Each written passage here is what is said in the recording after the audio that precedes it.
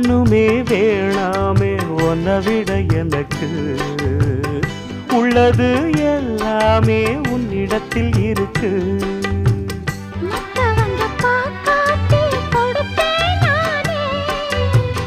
இப்ப இங்க ஆடேது ரகசியம்தானே. காத்திருக்கேன் கதவை திறந்து உள்ளுக்கு வாடி.